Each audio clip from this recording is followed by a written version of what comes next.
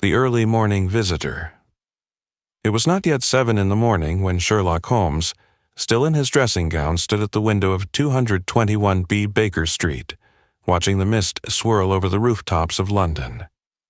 Dr. Watson, roused earlier than usual, sat with a cup of tea, blinking away sleep.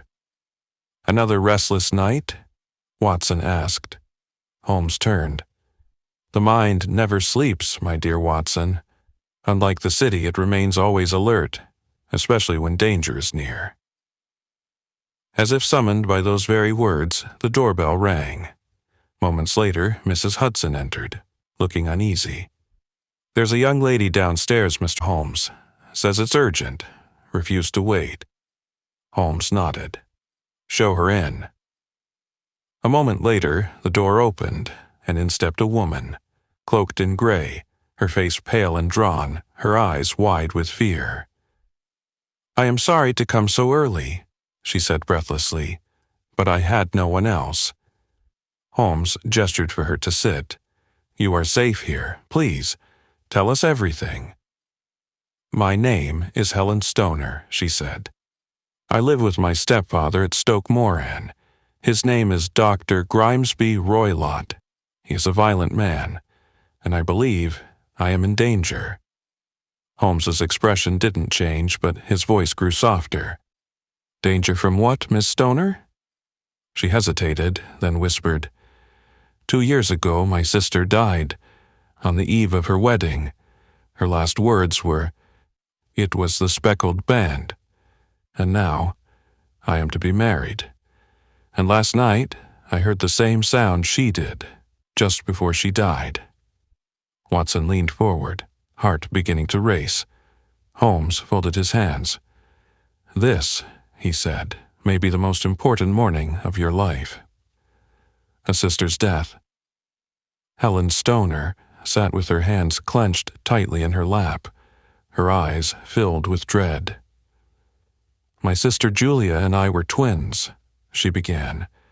2 years ago she was engaged to be married, but just weeks before the wedding, something terrible happened." Holmes leaned in, silent and focused. "That night," Helen continued, "there was a terrible storm. We each had our own bedroom at Stoke Moran, but the walls are thin. I remember her scream, so sudden, so sharp." Watson could see her shiver at the memory. "I ran into the corridor. She staggered out of her room, her face pale with terror. She clutched my hand and whispered, 'It was the Speckled band.' Then she collapsed." Holmes asked quietly, "And what did those words mean to you?" Helen shook her head. "Nothing. We searched her room. No signs of struggle, no wounds, no poison found. The doctors said her heart simply stopped." Holmes's brow furrowed. "And your stepfather?" Helen hesitated. "Dr. Roylott is strange. A widower. Spent years in India. He returned after my mother died, bringing back wild animals, baboons, cheetahs, snakes. He roams the grounds with a whip and no servant dares stay." "And now you are engaged?" Holmes asked. "Yes. I'm to be married soon. And last night, while in my room, I was forced to sleep in Julia's old chamber due to renovations. I heard a faint metallic clink, and then a low whistle, the same sound Julia described before her death." Holmes sat back, eyes narrowing. "You did well to come." He stood and turned to Watson. "Pack your revolver. We're going to Stoke Moran." The Roylott estate. The journey to Stoke Moran was quiet, save for the steady rhythm of the train wheels and the occasional rustle of Holmes's notebook as he reviewed Helen Stoner's testimony. Watson sat opposite, revolver tucked safely in his coat, eyes scanning Holmes's thoughtful face. "You believe she's in real danger?" Watson asked. "I believe," Holmes replied, "that we are dealing with a case unlike any other. A murder cloaked in silence, and something venomous hiding in plain sight. They arrived in Surrey by late afternoon. Stoke Moran loomed in the mist. an old, crumbling estate with ivy-choked walls and shattered window panes. In the distance, Watson spotted a rusted iron fence and strange movement near the hedgerow. "A cheetah," Holmes murmured. "And that," he added, as something large swung from a tree, "would be the baboon." Helen greeted them at the gate, her expression tense. "My stepfather is in the village," she said. "He won't return until dusk. You have time to look." She led them through the house down a corridor lined with faded portraits and peeling wallpaper. "This was Julia's room," she whispered. "I slept here last night."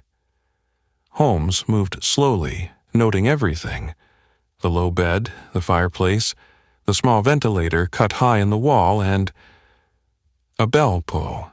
He frowned. "It's fixed," he said, tugging gently. "It doesn't ring. It doesn't even lead to a wire."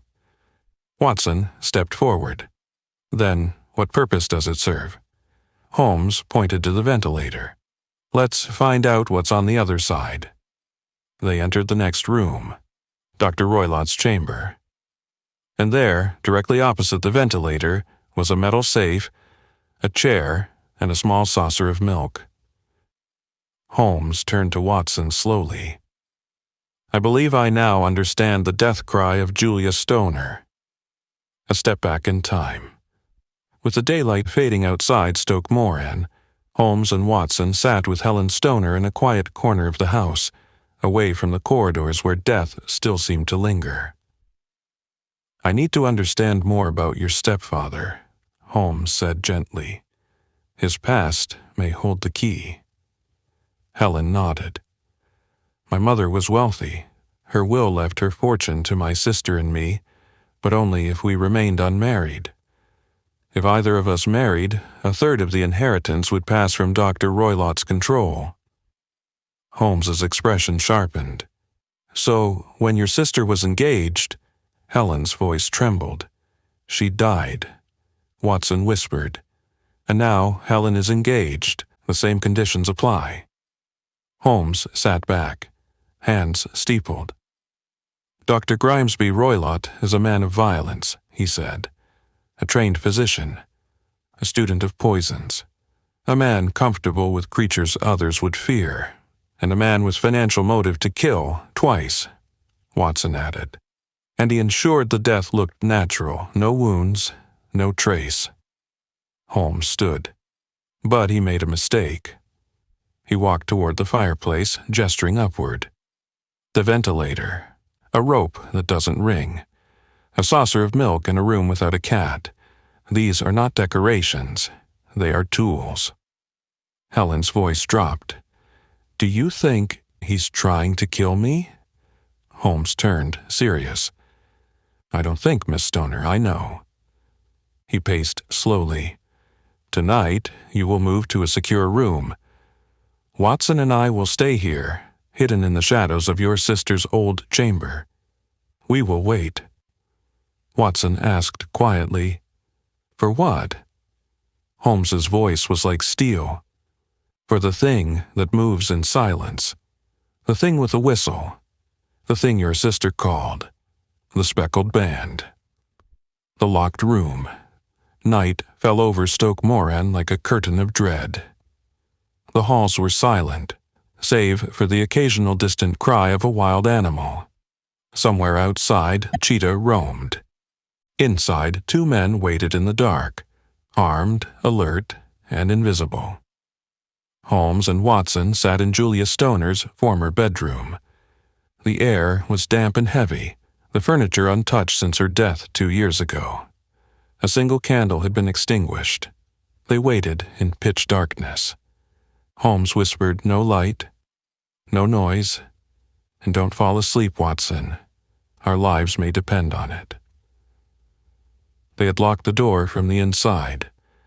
Helen had quietly vacated the room hours earlier. Now, it was a trap, set for a killer. Holmes sat upright in the chair beside the bed, eyes fixed on the ventilator high in the wall. Watson, revolver in hand, remained near the window, every muscle tense. The minutes passed. Then the hours. A clock chimed 2. Suddenly, a faint metallic scrape. Holmes straightened. Then came a soft whistle, barely audible, like a breath through clenched teeth. Holmes raised a hand. And then they heard it. A hiss, slow, sinister, sliding. Holmes sprang to his feet and struck a match. In the flickering light, Watson saw his face go pale. Holmes grabbed the cane beside him and struck the bell rope with all his strength again and again. From the other side of the ventilator came a shriek, not human, not animal, but both. Then a loud thud. Silence. Holmes's chest heaved. "It's over," he said hoarsely, "but not for us." Watson stared at the rope. What was it? Holmes looked him dead in the eyes. "You'll see soon enough." A strange whistle. The corridor was still dark as Holmes and Watson stepped out of Julia Stoner's room, their lantern now lit, casting long shadows across the wallpaper. Holmes moved swiftly towards Dr. Roylott's chamber, his mouth set in a grim line. He paused at the door, then turned the knob slowly. The room was silent. Inside, the fireplace had burned low. The air was thick with the smell of something earthy, something reptilian. And then they saw him. Dr. Grimesby Roylott sat slumped in a chair beneath the ventilator, eyes wide open, lips curled in a grimace of pain and shock. A thin line of blood trailed down his temple. Around his brow, coiled tightly, a speckled snake. Watson recoiled. "A swamp adder," Holmes said coldly. "The deadliest snake in India, and now, dead itself." He approached slowly and used his stick to pry the creature loose. It hissed weakly, then fell limp to the floor. Holmes examined the room. "There," he said, pointing. The safe was its cage, the saucer of milk, training, the ventilator, a bridge, and the bell rope, its path. Watson whispered, "He sent it into the room, night after night, waiting for it to kill." Holmes nodded. When he heard it slide back through the rope, he would recall it with a whistle. He looked down at Roylott's body. "But tonight I attacked it." The snake panicked, returned the way it came, and struck the hand that trained it. Watson shuddered. "And Julia?"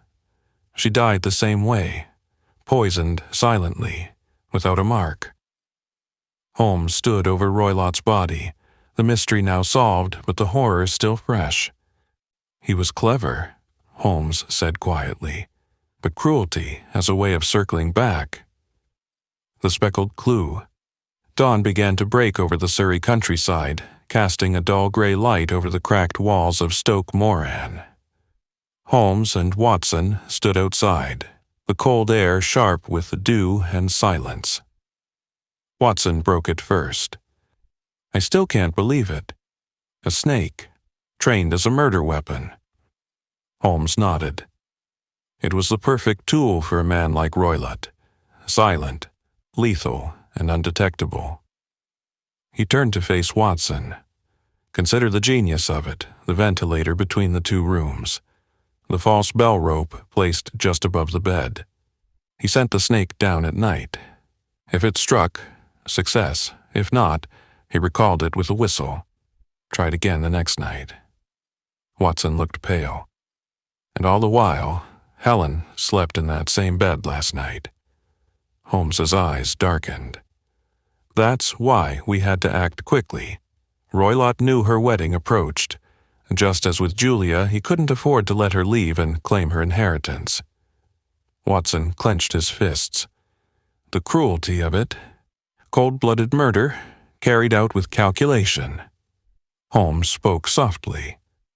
He was a man without morality, only greed, and he underestimated the very thing he thought he controlled. Watson asked, "What will the police say?" Holmes shrugged. "There will be no arrest. Roylott died by his own device. Let the truth rest here." Watson glanced back toward the house. So, justice, in the end, came from the creature he trained. Holmes nodded. Poetic, isn't it? They walked in silence for a moment more. Then Holmes added, almost to himself, and now the speckled band is broken. Forever. The wait is over. By midday, Holmes and Watson were aboard the train back to London. The green fields of Surrey rolled past the window, quiet and calm, the exact opposite of the fear that had haunted Stoke Moran. Across from them sat Helen Stoner, her hands now relaxed, her expression no longer shadowed by dread. "It's truly over?" she asked softly. Holmes gave a single nod. "Your stepfather is dead, and with him the danger that plagued you." She looked down. "I never wanted his death, only the truth."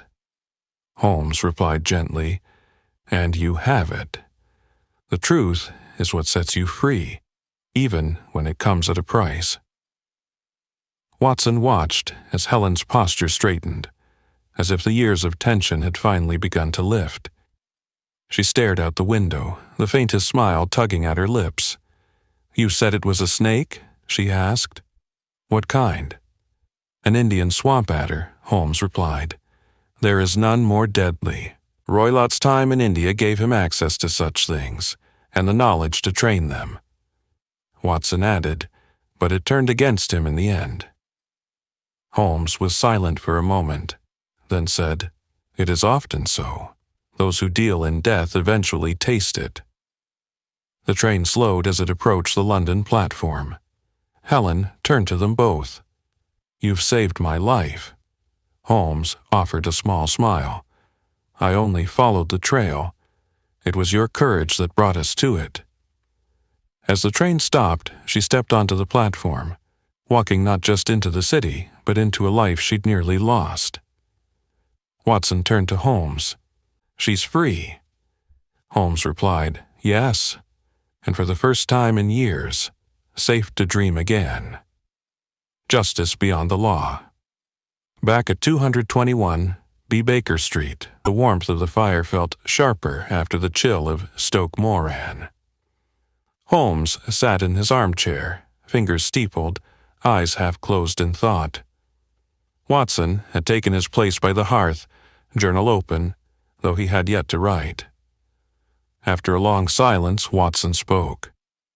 "Roylott's death, it was justice, but not by law." Holmes opened his eyes. "The law would have failed, Helen. It would have asked for evidence that didn't exist. There were no fingerprints, no witnesses, no wounds." Watson nodded. "Only fear, and a sister's dying words." Holmes leaned forward. "And yet it was enough for those willing to listen. It's a reminder, Watson, that the truth doesn't always wait for the courts." He stood and poured himself a cup of tea, letting the steam rise like the memory of the case itself. "People speak of justice as if it is a clean process," Holmes continued. "But it is often messy, emotional, indirect." Watson asked, "Do you regret not calling the authorities?" Holmes turned toward him. "Would they have stopped him in time? Would Helen be alive today if we had waited?" Watson was silent. Holmes softened his tone. "Sometimes the only thing that stands between a victim and their end is timing." He returned to his seat and gazed into the flames. "Roylott trained a weapon no one could trace, and in the end, it turned on him. That was not my doing. That was balance." Watson finally picked up his pen and began to write. Holmes, as always, said no more. But in the silence there was peace, because, for once, the outcome had matched the truth. The writer's warning. The following morning, Watson sat alone in the study, the pale London light filtering through the window as he reviewed his notes. He didn't write with his usual ease. This story, this adventure, felt different. Not just a tale of clues and cleverness, but something darker. A life saved, a life lost, and a method of murder so cruel it defied belief.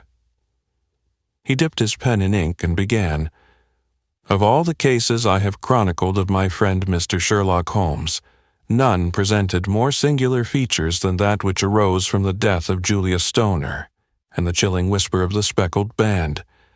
He paused, then continued, detailing the ventilator, the bell rope, the whistle in the night, and the serpent that slithered unseen.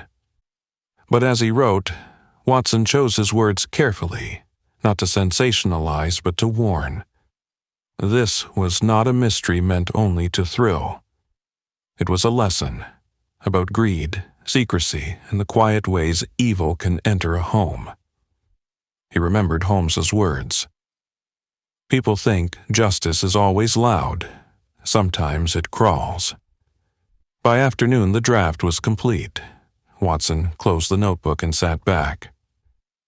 He hoped that those who read it would remember not just the cleverness of the case, but the fragility of those caught in its path. That behind every crime there was a life stolen, a future bent or broken, and that the sharpest detectives must not only chase facts, but protect the living. The quietest killer. That evening, Holmes stood by the window smoking pipe in hand as the city below dissolved into gaslight and fog. Watson had just read him a draft of the completed case. Holmes didn't speak at first. Then, finally, he said, "Of all the murderers I've encountered, Roylott may have been the most patient." Watson looked up. "Patient?" Holmes nodded. He didn't strike in rage. He waited, trained, studied the creature that would obey only him. His murder weapon left no blade, no bruise, only silence. He tapped the ashes from his pipe. "Venom is a coward's choice," he added, "and a clever man's." Watson frowned. "You still admire him?" Holmes's eyes narrowed. "Admiration is not the word. I understand his mind. That is enough." He turned to the fire. Roylott lived with beasts because he was one, but not in the way the public imagines. He didn't roar. He slithered. Watson glanced at his manuscript. "Do you think people will believe it? A snake trained to kill?" Holmes smiled faintly. "They will believe what is comfortable. But the truth, Watson, the real truth, is that evil wears many forms. Sometimes it comes in silence with a hiss and no warning." He crossed the room and opened the drawer of his desk. Inside was a small file marked Stoke Moran. Holmes placed the case notes inside and closed it gently. "No more of this case," he said. And with that, he sat down, reached for his violin, and began to play. A slow, haunting tune. A lullaby for the dead. Justice at last. In the final paragraph of his account, Dr. Watson wrote not of serpents or safes, but of silence. The silence that followed the end of fear. He looked across the room where Sherlock Holmes sat still, his violin resting on his lap, his gaze lost in thought. The case had been solved. The killer dead by his own device. The victim avenged. And yet, the mood at 221B Baker Street was not celebratory. It was reflective. Watson spoke softly. "She'll sleep peacefully now." Holmes nodded. "Yes, and without bars on her windows." There was no pride in his voice, no self-congratulation, only a deep, quiet relief. Watson closed his notebook and placed it gently on the table. "It's rare," he said, "for justice to come so swiftly and so precisely." Holmes replied, "Justice, perhaps, but not healing. That takes longer." He stood and walked to the window, watching the shadows stretch across the cobblestones of Baker Street. Evil, Watson, is not always loud. It creeps, it waits, it wears familiar faces. Watson joined him, following his gaze. "And what about us?" he asked. What do we carry away from this?" Holmes turned to him with a rare softness. "The knowledge that sometimes our work does more than solve puzzles. It protects, it gives light." He picked up his violin once more. "And that," he said, "is reason enough to continue." As the first quiet notes filled the room, Watson looked once more at the closed case file. Not just a story of a snake, but of a woman who lived because someone listened.